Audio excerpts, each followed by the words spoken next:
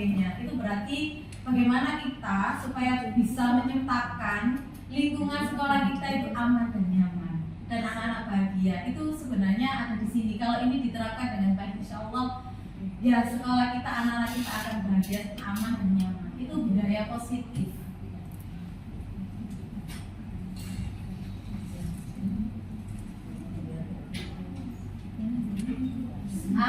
Sebelumnya saya kasih pantun dulu. Jalan-jalan ke tepi pantai, melihat ombak berkejar-kejaran. Kita ciptakan damai, budaya positif menjadi landasan.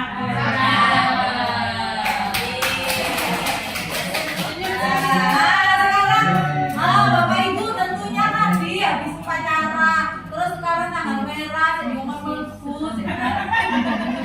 Tadi sudah ada yang pesen, Bu, ada sesuai ya, makan tidak lama.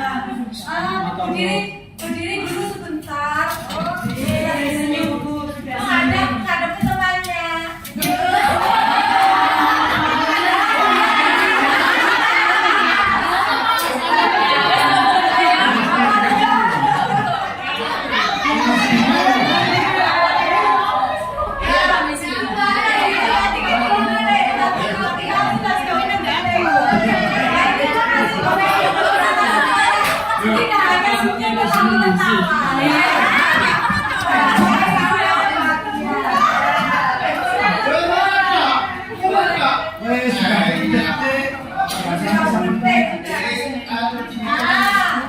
Bapak Ibu, kita sebelum ini kan acaranya diseminasi budaya positif. Kita biasanya setiap kali mau melakukan sesuatu itu pasti ada kesepakatannya, ya. Ini ada memantiknya, yaitu yang pertama menghargai siapapun. Bapak Ibu di kelas pun juga bisa seperti itu. Jadi terus menjadi pendengar yang baik. Kira-kira kesepakatan kita untuk kelas kita kali ini apa ya? Yang lainnya. Oh, tepat waktu, bagus. Apa lagi? Cepat waktu ya.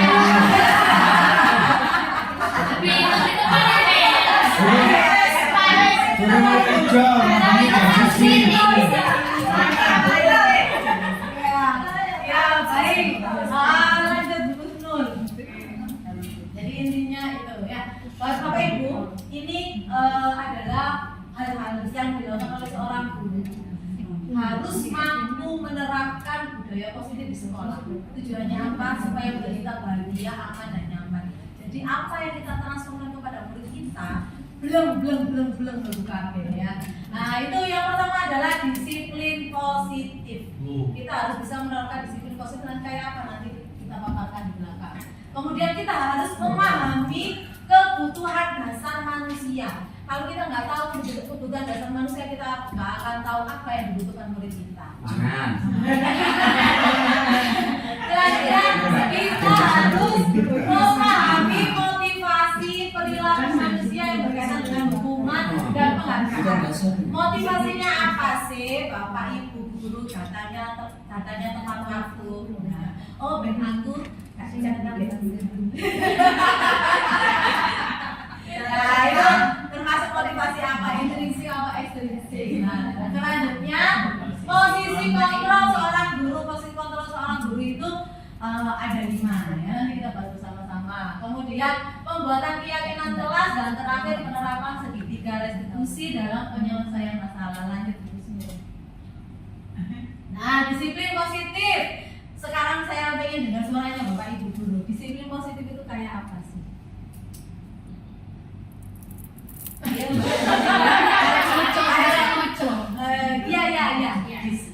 Saya kalau disiplin positif itu Iya. disiplin yang muncul dari anak tanpa harus diberikan arahan atau suruhan. Anak itu harus sendiri. Bagus. Yang muncul dari diri anak sendiri ya, tanpa arahan. Jadi muncul dari dirinya sendiri ya, tanpa disuruh. Katanya sudah merdeka ya, tanpa disuruh. Ada lagi Bapak Ibu? Oh, sudah mewakili, luar biasa.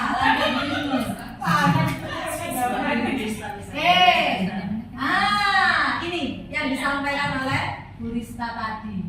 dapat mengontrol diri dalam melakukan segala tindakan karena muncul dari dalam disiplin itu disiplin positif. Lanjut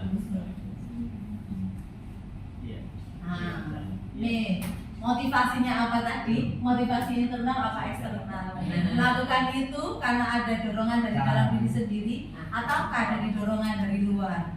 Aku dicatat. Ya, aja betul.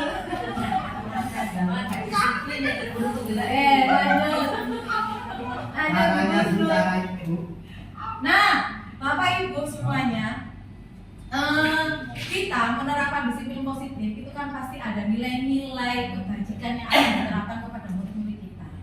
Misalkan apa, Bapak Ibu? Kira-kira nilai kebajikan yang ingin dicapai kalau kita menerapkan disiplin positif itu, pengen murid kita itu seperti apa?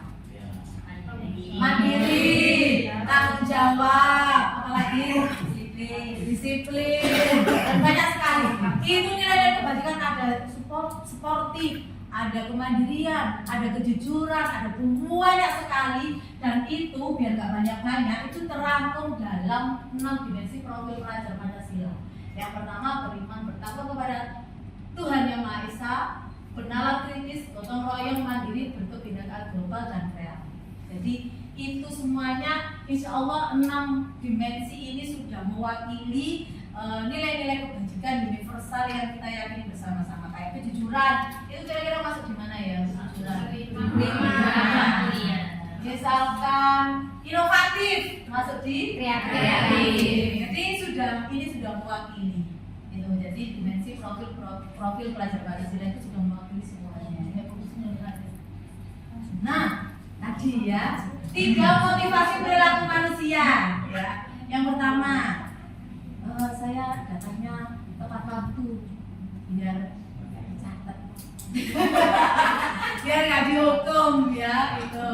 Yang kedua, biasanya itu kalau zaman dulu ya. Kalau datang sekolah terus tidak ada izinnya, itu dapat uang 150. Wah, ini ya. Bu, itu sifatnya mengingatkan ya? Ini mau ditunjukkan lagi. Nah, sekarang yang ketiga, untuk menjadi orang yang mereka inginkan dan menghargai diri sendiri dengan nilai-nilai yang mereka percaya. Kalau ini seperti yang disampaikan Bu Lista tadi, dari dalam diri sendiri. Jadi kalau yang nomor 1, nomor 2 itu kira-kira motivasinya intrinsik apa ekstrinsik? Kalau yang terakhir itu motivasinya intrinsik. Gak usah diboro-boro, gak usah dikandani, akan jalan sendiri. Itu sudah merdeka berarti. Gak usah disuruh-suruh, gak usah ini kamu sendiri.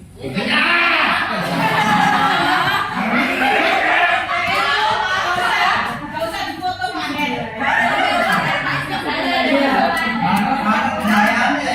Selfie. Nah, sekarang keyakinan kelas. Nah, saya tadi tuh lihat di kelasnya Bu Kot ini yang luar biasa, tempelannya banyak sekali. Ada tahapan-tahapan yang sudah dilakukan oleh Bu Kot, yaitu melakukan keyakinan kelas. Keyakinan sekolah atau keyakinan kelas itu bisa berupa pernyataan universal yang mudah diingat dan dipahami dan harus diterapkan di lingkungan sekolah.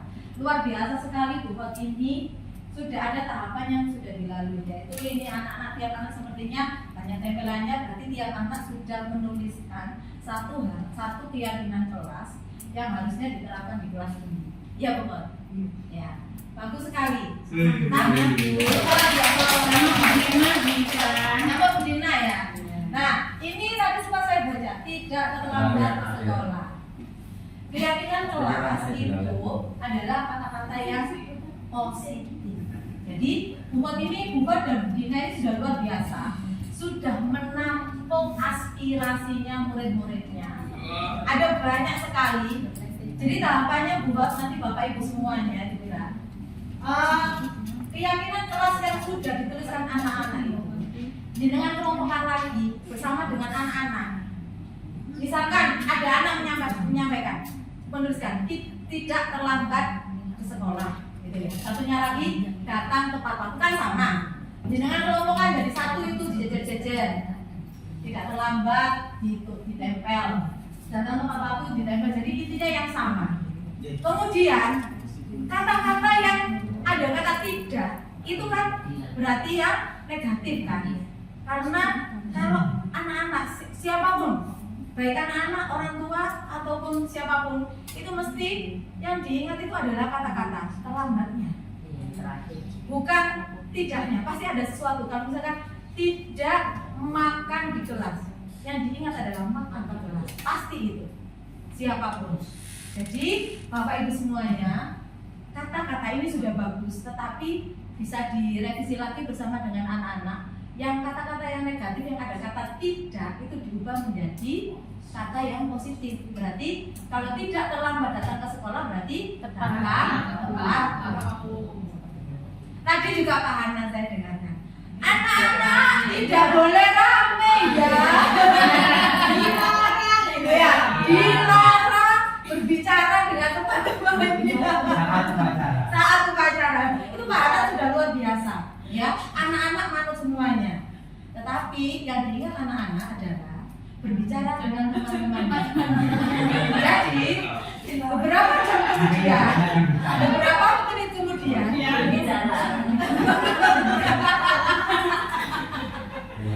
tapi itu memang di awalnya memang sangat efektif karena pada saat itu langsung sering kami ngomong ambek konco ya. Habis itu selalu saya dideleng-deleng ngomong ambek konco ngomong ya. Jadi Bapak Ibu semuanya sudah sangat bagus sekali, tetapi alangkah lebih bagus lagi kalau keyakinan kelas kita diubah menjadi kalimat yang positif. Dan itu dibicarakan bersama semua anak-anak di dalam kelas. Lanjut Bu Nur. Nah ini contohnya. Taruh kembali barang di rak yang tepat. Mari lakukan yang terbaik. Bicaralah dengan guru jika kamu memiliki masalah dan lain sebagainya. Itu semuanya tidak ada kalimat yang nanti yang sudah dengan ini nanti dirangkum jadi satu, kemudian diubah menjadi kalimat yang positif. Nah sekarang kebutuhan dasar manusia. Coba saya mau tanya, kebutuhan dasar, kebutuhan kita sebagai manusia itu apa? Makan. Oh ya deh. Ternyata yang makan, merasa aman, disayang,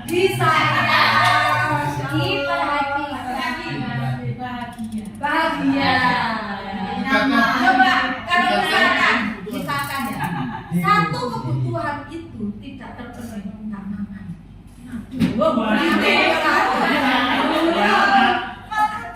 Kebutuhan ngopi Bu. Oh iya, ngopi Bu. Kalau nggak ngopi Bu, pusing. Jadi coba kita bayangkan ya, kita ingatkan diri kita sendiri aja. Kita nggak makan, sirai ngeluh, ya kan? Kayak sok mikir, nggak ngopi, masuk angin, ya kan? Nggak disayang, hati loro.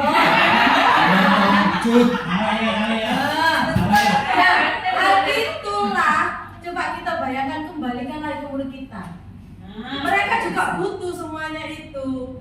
Kalau misalnya kita tidak memahami kebutuhan mereka, dia pasti sama kayak kita. Gak disopo. Misalnya kan mangkel lah begini, gak kayak gini. Habis itu gondok ya kan. Nah, murid kita pun juga seperti itu. Itulah hal negatif yang muncul apabila kebutuhannya tidak terpenuhi. Apa saja Bu Nur?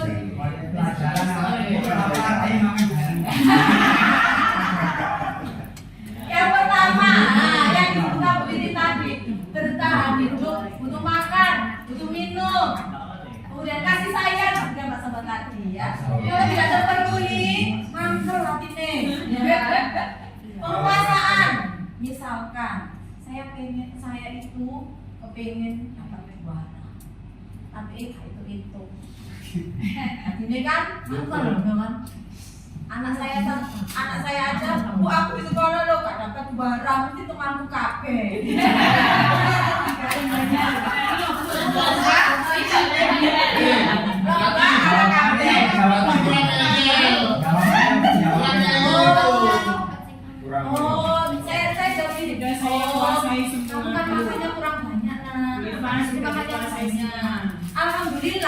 kampung ada lomba. Saudara ini ternyata dia dapat. Wah, dia senangnya luar biasa. Saudaranya banyak itu ya. Karena terpenuhi penguasaannya. Kalau tidak terpenuhi, bagaimana caranya kita supaya kita kasihlah penghargaan mereka meskipun kecil sekali. Yang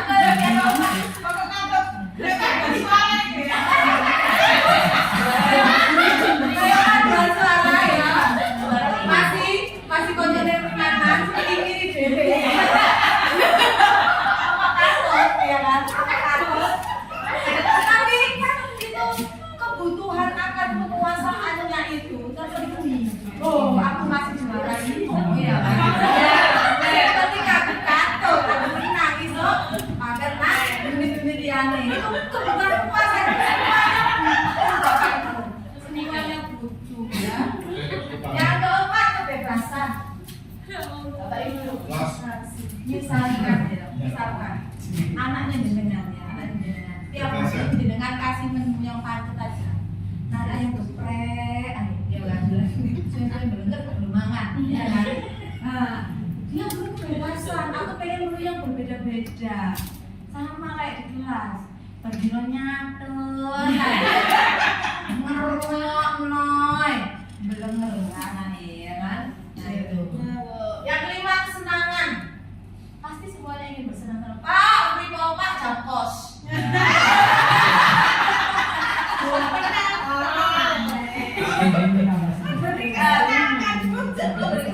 Iya, jadi kita pahami dulu kebutuhan dasar manusia ya. Lima ini kalau panjenengan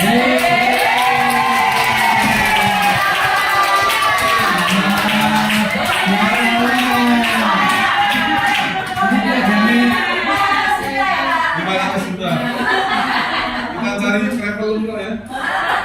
penguasaan itu penguasaan ya, kita kebutuhan akan kesenangan juga terpenuhi. Lanjut Gus Nur.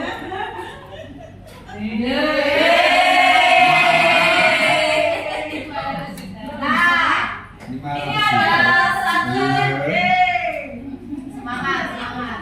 Satu contoh kasus Bapak Ibu, satu contoh kasus. Ini saya kasih nomor Pak Hanan, itu KPRI, Pak Hanan. Ini kejadian seperti ini itu. Kalau mau Pak Hanan.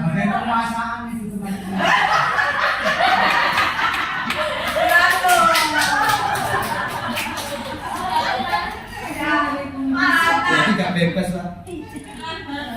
Pak Hanan itu wali kelas 4 saya warna kulit. Sedang bingung menghadapi ulas salah satu murid di kelasnya, yaitu Tommy. Beberapa anak telah mengeluhkan Tommy seringkali minta bekal makan siang mereka dengan paksa. Itu kan kita sering kayak gitu tuh, dulu saya juga pernah kayak gitu. Berbagi ke Ustaz. Jika Anda menghadapi situasi seperti Pak Hanan, apa yang Anda lakukan? Menurut Anda kira-kira apa alasan Tommy melakukan hal itu? Kira-kira apa ya Pak Hanan ya? Kalau Anda Nggak bisa mati. Kalau ditanya, "Nih, kenapa kamu kok minta ya bekal temanmu? Apa kamu nggak mau bekal?" Bapak nggak tahu di sana. Oh, bukan saya tidak, saya makan habis. Oh, berarti besok bawa bekal yang banyak. luar biasa sekali Pak Hanan ya. Guru hebat SMA 3. Itu yang mana?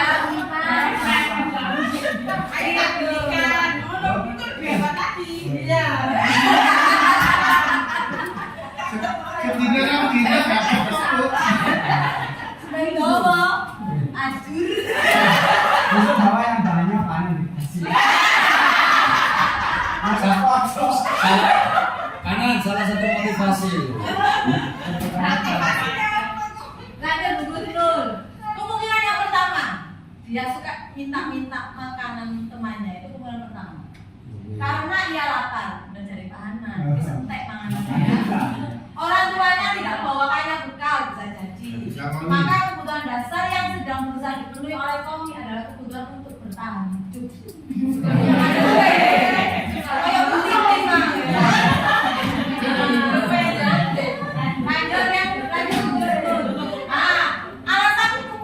Alasan yang kedua bisa jadi Tommy itu merasa senang temannya jadi memperhatikan dia. Kan ada yang perhatian aja, cari perhatian. Jadi ben aku dikasih nomor konco-koncoku ya kan. Ketika temannya melakukan tindakannya itu pada gurunya dan gurunya memberitahu orang tuanya sehingga orang tuanya jadi memperhatikan dia, butuh perhatian. Maka kebutuhan dasar yang sedang ingin dipenuhi oleh Tommy adalah kebutuhan rasa kasih sayang dan diterima. Itu kemungkinan kedua. Kemungkinan ketiga, karena temannya jadi takut dengan dia dan menuruti keinginannya. Kayak dulu ya, gitu. Maka sebetulnya Tommy berusaha memenuhi kebutuhan dasarnya akan kekuasaan. Bully. Nah, ya, lanjut. Kemungkinan yang keempat, karena dia merasa bosan, ya, menurut iki, ya, kepingin mencoba yang lainnya. Ya, jadi Tommy di sini ingin memenuhi kebutuhannya akan kebebasan. Lanjut. Berapa? Nah, kemungkinan yang kelima, karena ia melakukannya karena iseng aja. Dengan ekspresi teman-teman yang kesal karena tidak mau makanannya, menurut dia ekspresi teman-temannya itu lucu. Maka berarti Tommy sedang berusaha memenuhi kebutuhannya akan kesenangan. Itu kan bisa jadi murid kita yang seperti itu. Iya. Makanya kita harus bisa menyelami dan memahami kebutuhan murid-murid kita. Lanjut. Nah, kalau sudah tahu seperti itu, kita sebagai guru harus bisa memposisikan kita, ya, yaitu sebagai posisi kontrol. Kontrol itu apa sih Bapak Ibu?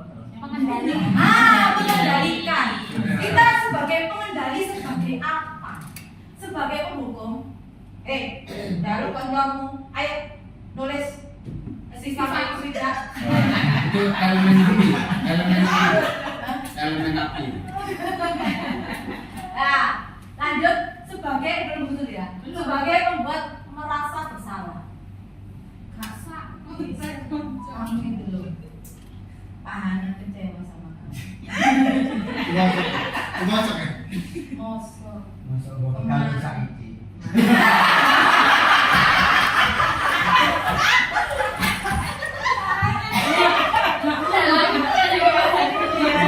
Hanya iki bojone apa sih? Bojone asik sih ini. Kuasa tangan tidak salah penuh.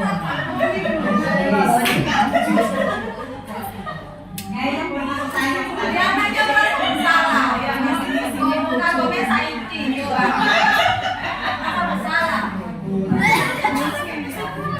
Lanjut sekali teman. Marah Mas. Bisa. Pokoknya bicaranya sama seperti kita sebagai teman. Jadi enak-enakan ya. Lanjut sebagai pemantau. Kalau pemantau itu, Mas, tadi itu kamu mau berapa? Kali ini. Terus kamu apa aja? Ada tetapi, ada nasi. Mau dong? Terus kamu masih lapar tak? Iya. Terus butuh apa sekarang? Ada uangnya.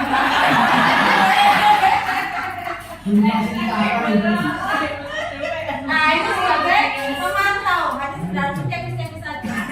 Oh iya lagi butuh neki. Manajer. Terakhir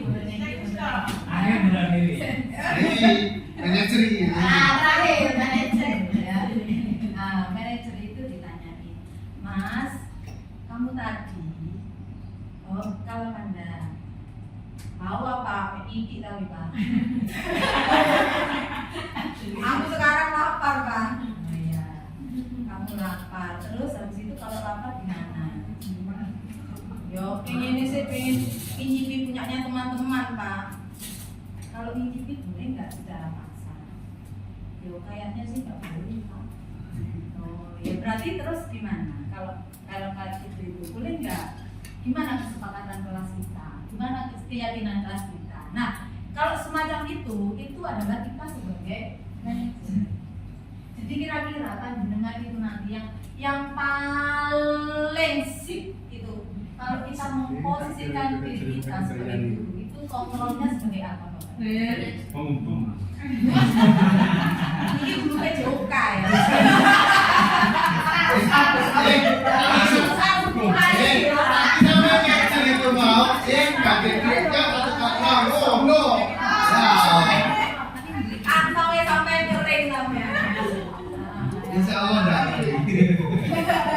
nyumbur terus. Ya. Nyumbur terus kita Ya. Jadi kemarin tuh sempat di waktu di kelas itu kalau ada guru SD yang masih tetap memposisikan dirinya sebagai penghukum, sebaiknya segera bertaubat. Kenapa? Karena anak-anak kita itu kan masa pembelajarannya itu kan masih panjang sekali. Kalau misalkan kita hukum terus ada mantel dendam, ya kan? Itu kan nanti ngefek di psikologinya dia dan lain sebagainya. Nanti akibatnya kemana dan akhirnya tidak aman dan nyaman. Padahal kan kita ingin menciptakan sekolah aman dan nyaman bahagia. Ya. Jadi bagaimana Bapak Ibu posisi apakah yang paling tepat untuk dulu? Ya, Oke lanjut Bu Isnur. Nah, pertanyaan ini pas, bentar. Oke.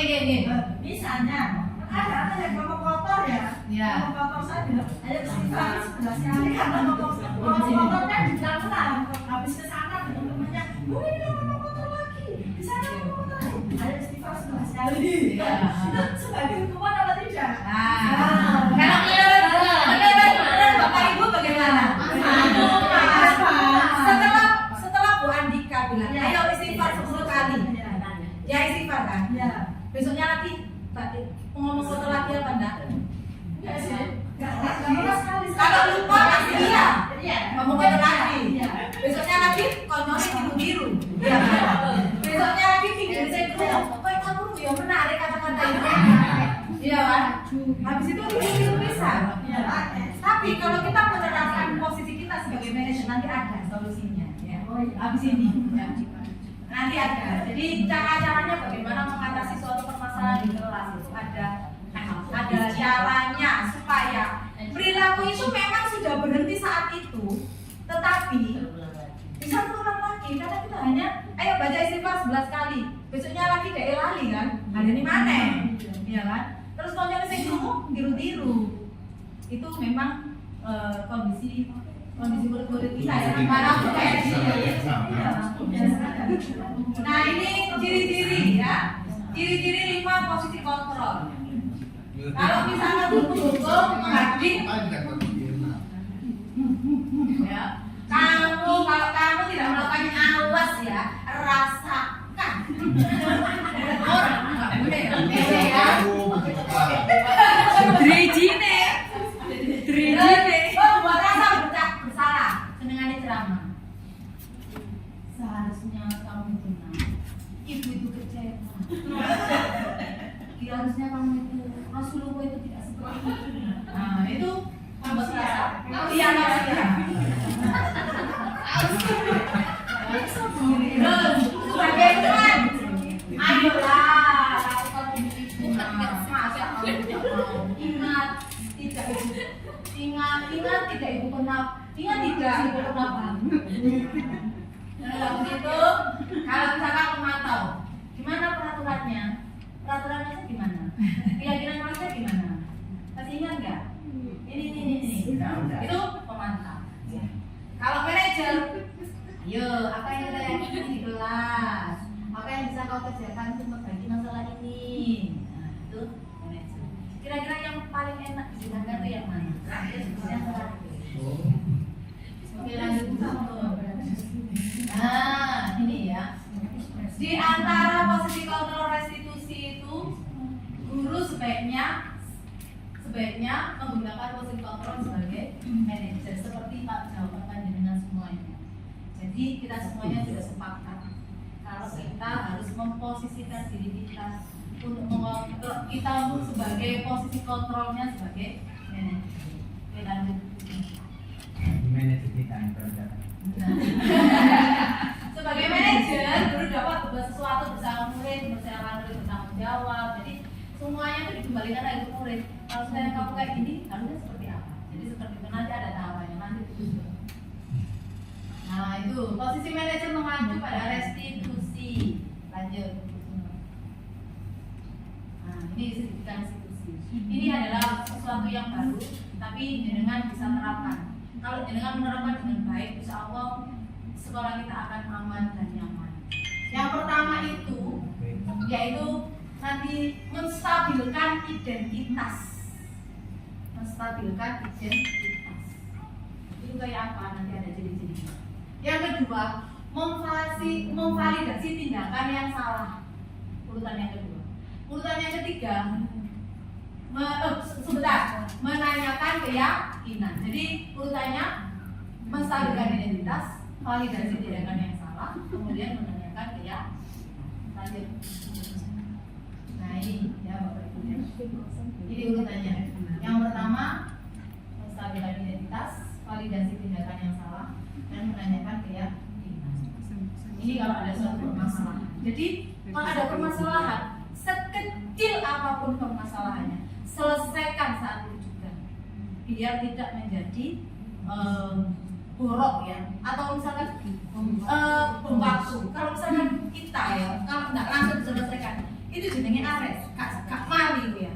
Itu jatuh nang ati, dieleng-eleng sampai suwe. Kalau selesai saat itu juga, insya Allah lupa dan kita bisa belajar dari kesalahan. Nah ini menstabilkan identitas.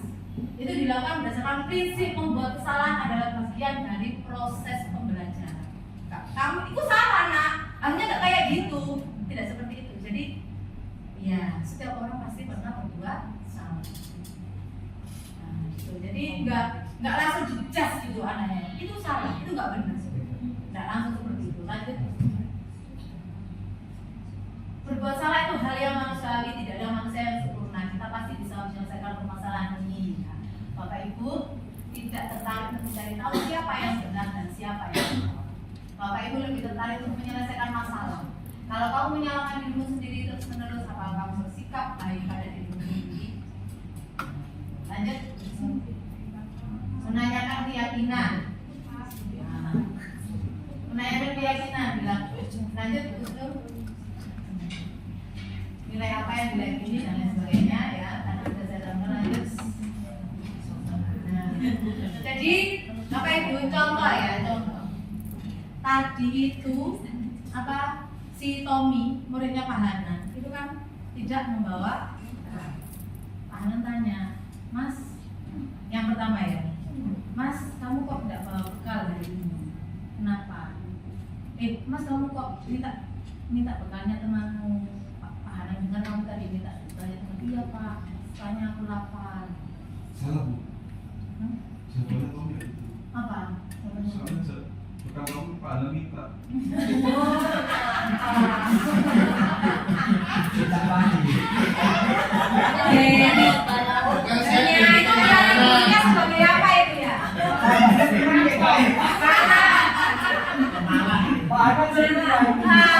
Berarti gurunya harus di segitiga restitusi, di restitusi. Oh ya, saya sempat dengar peristiwa yang terjadi di grup saya baca. Saya baca ada kejadian di kelas 3. Kelas 3 itu kayak ada kesepakatan gitu ya. Ada kesepakatan yang juara 1 roto, ya kan? Yang juara 2 roto, juara 3 roto. Apakah benar juara 3?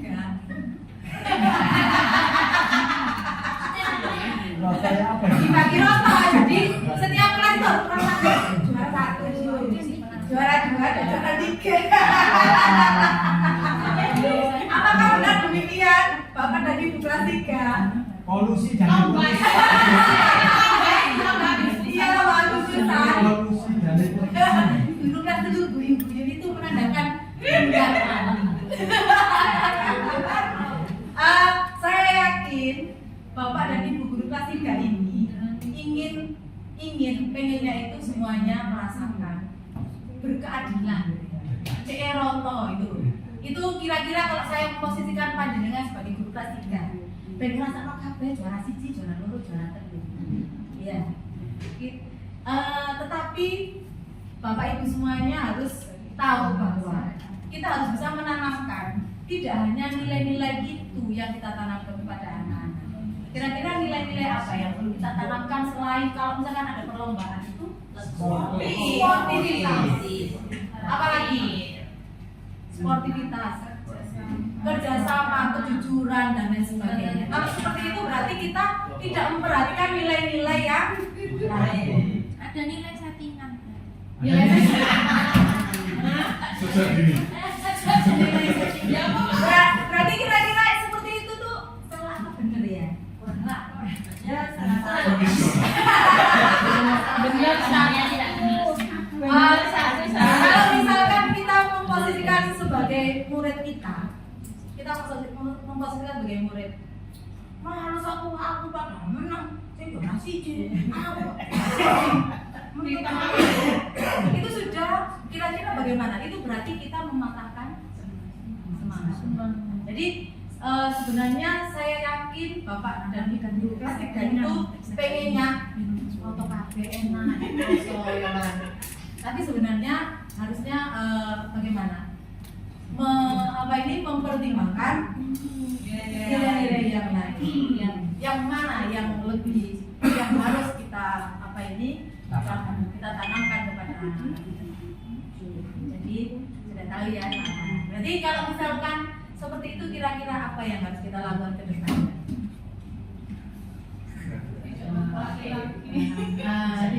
Iya, tidak mengulangi. Itu saya sudah menerapkan restitusi loh. Ya, tadi sudah kelihatan. Bapak Ibu itu menstabilkan identitas. Bapak Ibu saya yakin Bapak Ibu melakukan itu pasti sudah mempertimbangkan nilai keadilan, bentrotol. Itu kan nggak langsung sama kalau misalkan dengan ke anak-anak. Nah, saya yakin kamu nggak senang jalan. Jadi kita tidak mendukung perbuatan salahnya, tetapi kita memaklumi karena memang setiap manusia pasti punya salah. Ya, kita memaklumi kesalahannya. Kemudian kita tanyai, oh itu ternyata salah. Terus habis itu dikembalikan lagi solusinya bagaimana?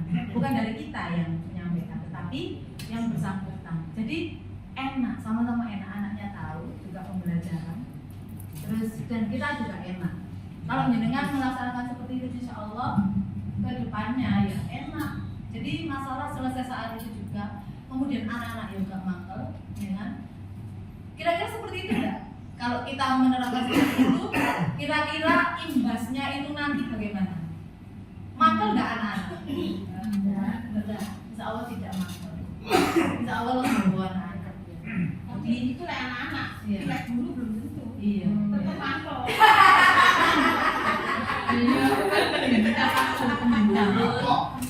Itu bedanya orang tua sama anak. Sebab kalau orang tua itu kan Anak tua. orang tua itu kan sudah banyak sekali pengalamannya ya. Wes nancep deh gini, kalau anak-anak kan masih tulisannya itu kayak burung-burung ibarat anak itu kan ibarat kertas yang misalnya kayak burung jadi dikasih api-api ditebali dan kita itu sebenarnya menebali tulisan-tulisan yang masih burung sing api-api karena sebenarnya anak-anak itu sudah ada record tulisan-tulisan hal-hal baik dan hal buruk yang semuanya belum ditebali dan tugas kita adalah menebali hal yang baik saja, yang buruk-buruk jangan. Jadi berilah kita memberikan pengalaman yang berharga bagi anak-anak kita karena itu sebagai jariah kita semuanya.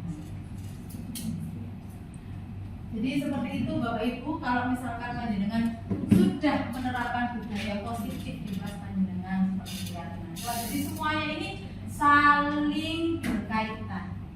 Nanti kalau misalkan di kelasnya jenengan dilihat lagi ya keyakinan kelasnya, kalau masih ada yang negatif dirubah menjadi yang positif biar anak-anak tetap apa yang diingat. Misalkan jangan lari-lari ya, jadi ingat lari-lari kasih seperti itu. Oke. Lanjut Bu Guntur. Sudah selesai.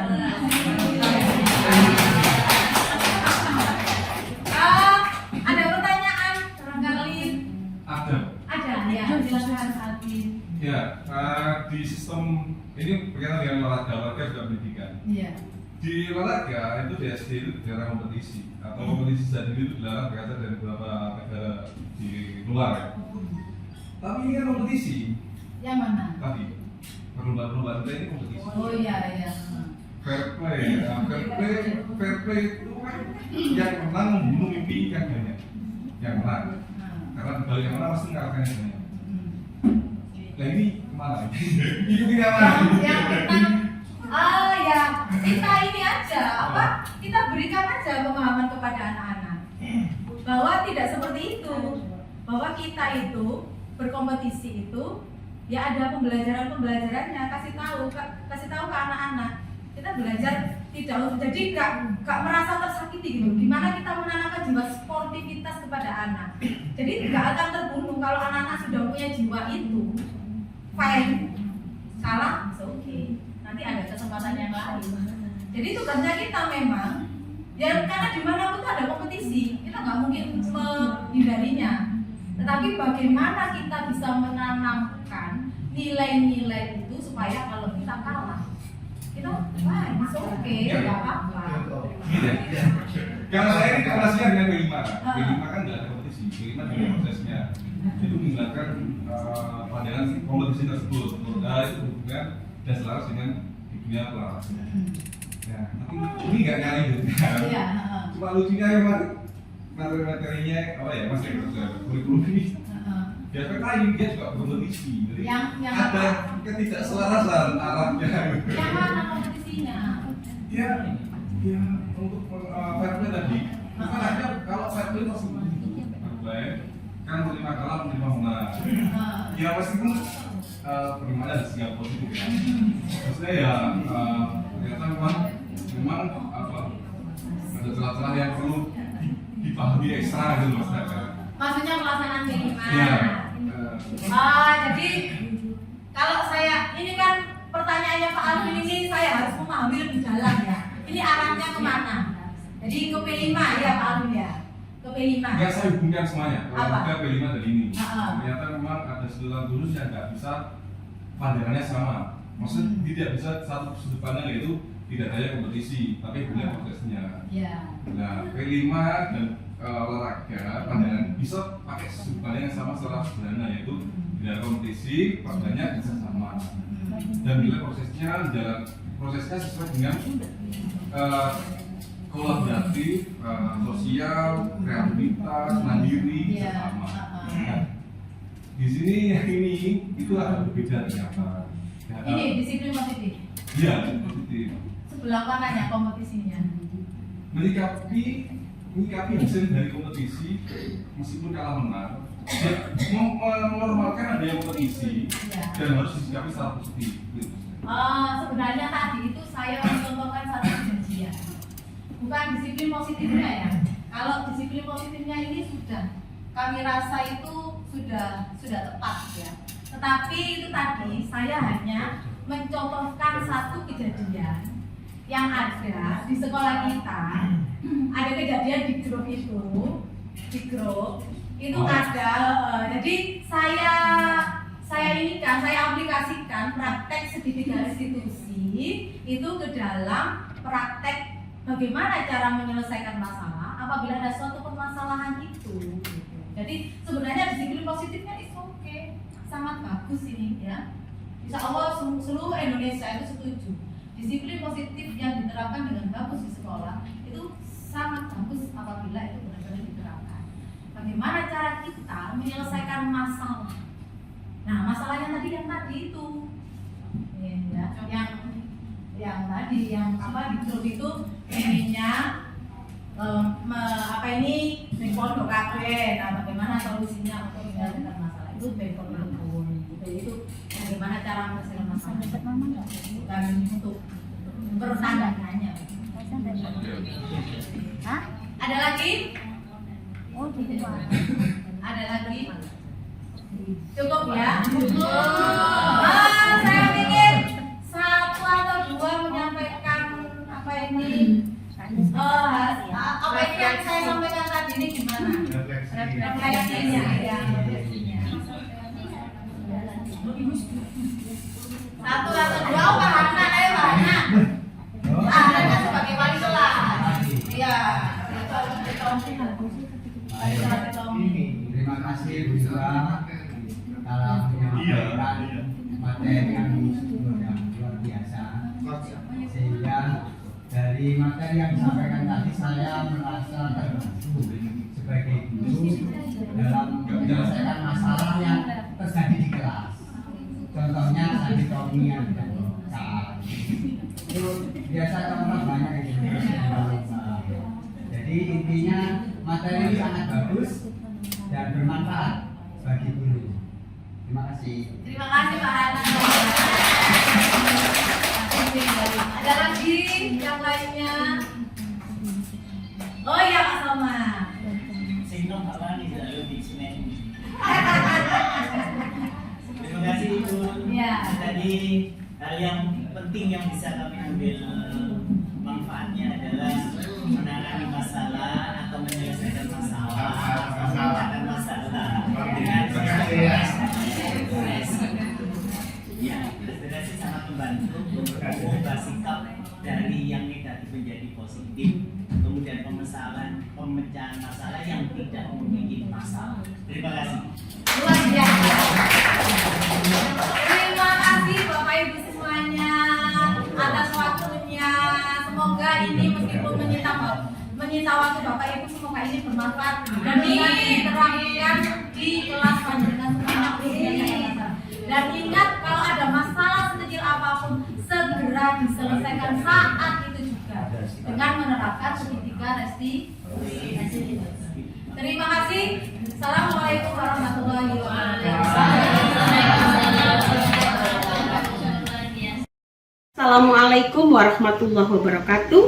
Saya Nurul Hidayati, saya Kepala SD Khadijah 3, Surabaya. Terkait dengan materi tentang budaya positif yang sudah disampaikan atau sudah didiseminasikan oleh Ibu Siti Musdalifah SPD atau yang biasa dipanggil dengan Bu Iva, menurut saya sungguh luar biasa gitu ya. Kenapa? Karena yang pertama terkait materi ini memang sangat penting sekali untuk anak-anak tentunya, untuk membangun budaya positif di lingkungan sekolah. Kemudian yang kedua, Bu Iva menyampaikannya dengan sangat bagus, menyenangkan tentunya, dan Bapak Ibu guru bisa menerima dan merespon positif, merespon dengan baik apa yang sudah disampaikan oleh Bu Iva. Kemudian selain tadi ada penyampaian materi, juga dibuka sesi tanya jawab, kemudian diskusi dan sebagainya, sehingga memang benar-benar hidup gitu ya. Jadi terlihat betul bahwasanya Bapak Ibu guru dan semua yang hadir pada acara diseminasi tersebut sangat-sangat senang dan menikmati, dan juga insya Allah itu akan membawa kebaikan tentunya untuk anak-anak khususnya dan SD Khadijah 3 pada umumnya.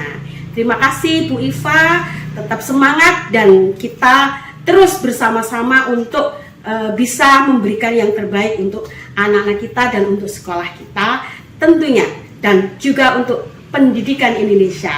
Terima kasih. Assalamualaikum warahmatullahi wabarakatuh.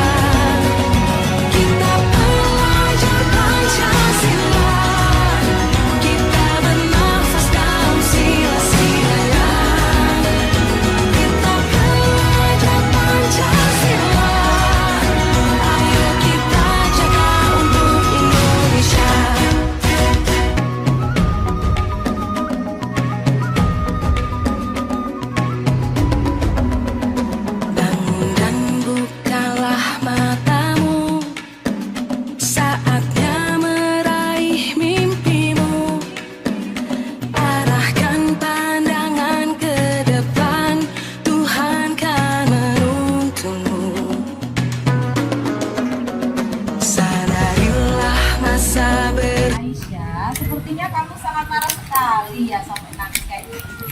Coba cerita sama Bu Iva sebenarnya apa yang sedang terjadi. Loh, kok tambah nangis? Berbuat salah adalah hal yang manusiawi dan mempertahankan diri adalah hal yang sangat penting.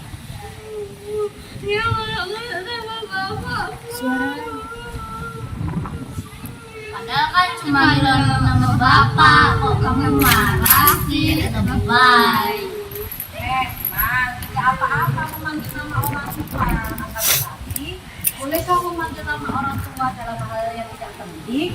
Coba diingat-ingat lagi keyakinan kelas kalian supaya tidak menyinggung perasaan teman kita. Bolehkah kita menyebut nama orang tua ketika tidak diperlukan?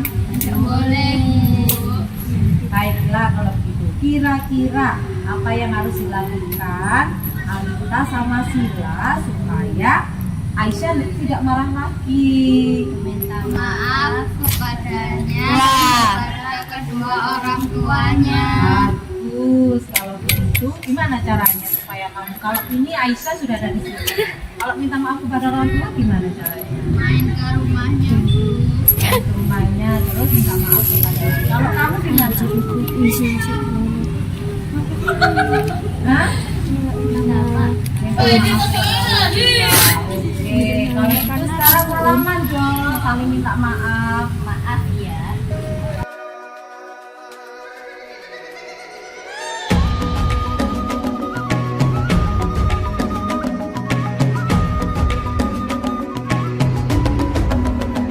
Bangun dan bukalah matamu, saatnya meraih mimpimu. Arahkan pandangan ke depan, Tuhan kan menuntunmu. Sadarilah masa berganti, tantangan kan kita hadapi, bergandeng tangan untuk negeri. Hai Dimas, saya Arif. Ada apa ini? Kalian pasti sekarang merasa cemas. Coba Bu Iva pengen dengar cerita yang ada atau kejadian yang terjadi di kantin barusan. Bisa diceritakan Arif? Kami mengambil makanan dari kantin tanpa membayar, Bu. Tapi kami tidak berniat buruk, hanya tidak ingin menunggu antrian. Saya hanya mengikuti Arif, Bu. Saya tahu itu salah. Ya, anak-anak mengambil tanpa izin itu memang tidak benar. Tetapi Bu Iva tetap menghargai kejujuran kalian. Setiap orang pasti pernah berbuat salah. Tetapi kalian harus bisa mempelajari dari kesalahan kalian. Itu adalah hal yang buruk yang tidak boleh diulangi lagi. Ya. Saya hanya tidak ingin menunggu lama di antrian, Bu. Jadi saya pikir mengambil makanan dan membayarnya nanti tidak akan menjadi masalah. Baik, Bu Iva mengerti. Tetapi bahwa menunggu yang lama itu tidak bisa dijadikan alasan kita untuk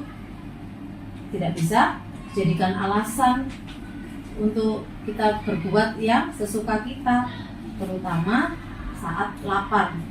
Dan mengambil sesuatu tanpa izin itu juga tidak benar. Bagaimana menurutmu Dimas? Iya, Bu. Saya juga merasa bersalah setelah melakukannya, tapi saya takut ketahuan. Iya, penting bagi kita harus memahami bahwa ketidaknyamanan tidak bisa dijadikan alasan bagi kita untuk melanggar suatu aturan. Bagaimana menurut kalian? Apa yang seharusnya kalian lakukan supaya kita tetap merasa nyaman ketika menunggu antrian? Dan sekarang coba kita pikirkan bersama-sama. Apa yang harus kalian lakukan untuk memperbaiki kesalahan kalian? Kami harus meminta maaf kepada ibu kantin, Bu. Dan kami harus membayar makanan yang sudah kami ambil. Bagus, itu langkah pertama yang luar biasa yang bisa kamu ambil. Nah, bagaimana kamu bisa memastikan hal ini tidak terjadi lagi? Saya akan berbicara kepada teman-teman lain agar tidak melakukan hal yang sama. Saya juga akan berusaha lebih sabar dan mengikuti aturan antrian. Itu ide yang sangat bagus. Nah, sekarang setelah kalian berbicara ini tadi, bagaimana perasaan kalian? Saya merasa lebih tenang, Bu. Saya juga merasa lebih baik karena bisa memperbaiki kesalahan saya. Bagus, terima kasih anak-anak. Tidak boleh diulangi lagi ya. Iya, Bu, sama-sama. Oke. Coba Bu Iva pengen tanya, apakah tadi Bu Iva menindaklanjuti pelanggaran yang kamu lakukan dengan kalimat yang baik dan menenangkan perasaanmu? Menurut kamu bagaimana? Iya. Iya, menurut kamu? Iya. Pertanyaan selanjutnya, apakah Bu Iva tadi memahami alasanmu melakukan pelanggaran? Menurutmu? Menurutmu bagaimana? Iya apa tidak? Iya. Iya. Kalau menurutmu? Iya. Oke. Sekarang yang ketiga, apakah Bu Iva tadi membantumu menyadari kesalahanmu dan menghubungkan dengan keyakinan kelasmu tadi? Iya. Iya. Apakah Bu Iva tadi membantumu menemukan solusi atas permasalahanmu? Iya. Oke. Sekarang bagaimana perasaan setelah berbicara dengan Bu Iva tentang pelanggaran disiplin tadi yang kamu lakukan? Saya merasa lebih baik. Kalau menurutmu bagaimana perasaanmu? Saya merasa lebih baik. Oh, baik. Terima kasih. Terima kasih atas masukannya. Alhamdulillah masalahnya sudah terselesaikan. Terima kasih anak-anak. Sama-sama. Kita salaman ya. Oke.